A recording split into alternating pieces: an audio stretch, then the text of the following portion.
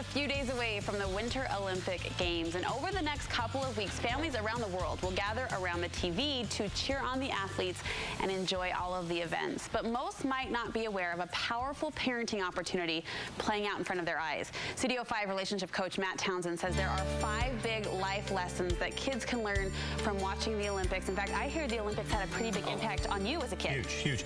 A lot of people don't know this, but I almost went to the Olympics. Actually, I was a member of the Miracle on Ice team. You're such a liar. No, I was.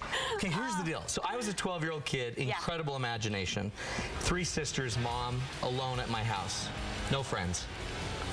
And lo and behold, it's so sad. Mike Eruzione, I watched every one of their hockey games. Mike Eruzione is the one that in the Miracle of Ice hit that game-winning goal to beat the Russians, and then they went to the gold medal. And you were hooked on that. You know what? Not just hooked.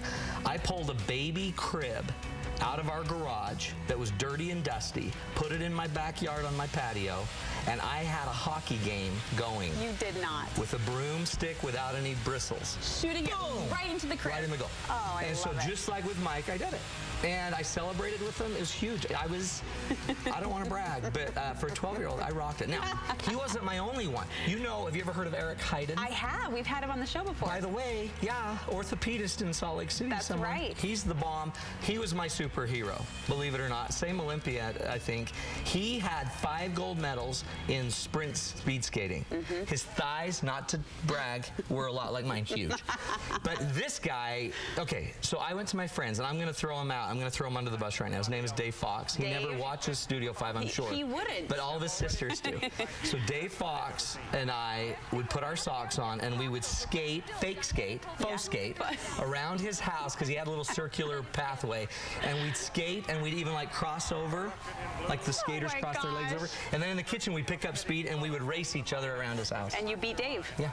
Right? I took him out. You better be watching I pulled a little Tanya Harding. At some point, boom, knocked him out. Get a clip of this to him. But so I was seriously impacted by it. But what I didn't have anyone sitting there teaching me the lessons. I remember my mom teaching me, like, look at how neat this is. Look, they're creating goals.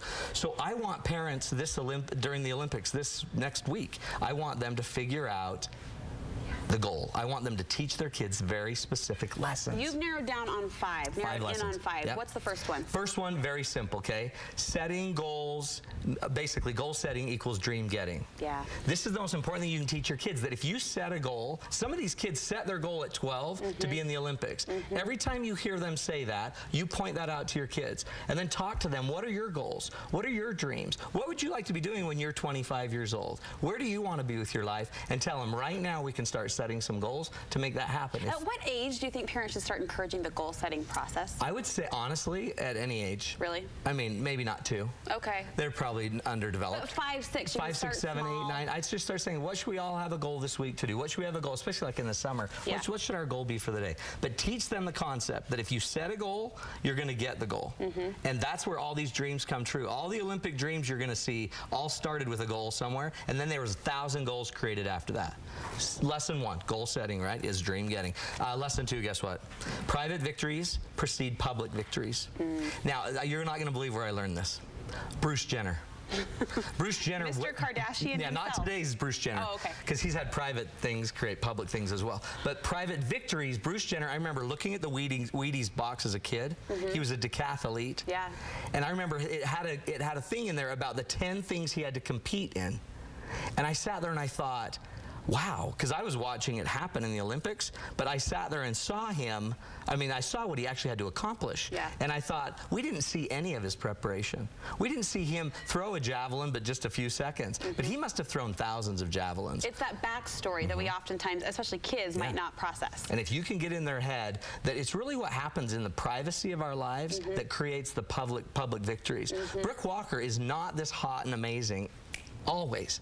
It's what happens privately with Brooke that makes her be such a strong, amazing human being. Private victories precede public victories always. By the way, so if you have public failures, it may be because we've had private failures. We haven't put the time, the character in that it takes to make something happen. The Olympics is a perfect place to start showing, like the ones that are doping up. There will be a doping up story. There's always a doping up story.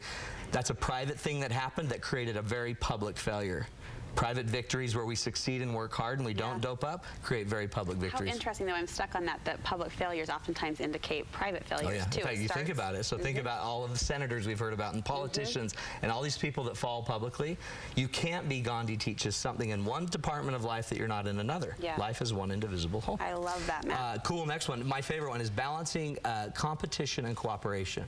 There's a weird balance that goes on in the Olympics because we're at war with some of these countries. We don't like some of these countries. There have been we went to Hitler's Munich. You know, there's a big issue about that, right? So all of a sudden we're at war with you, but then we're going to go be friends with you?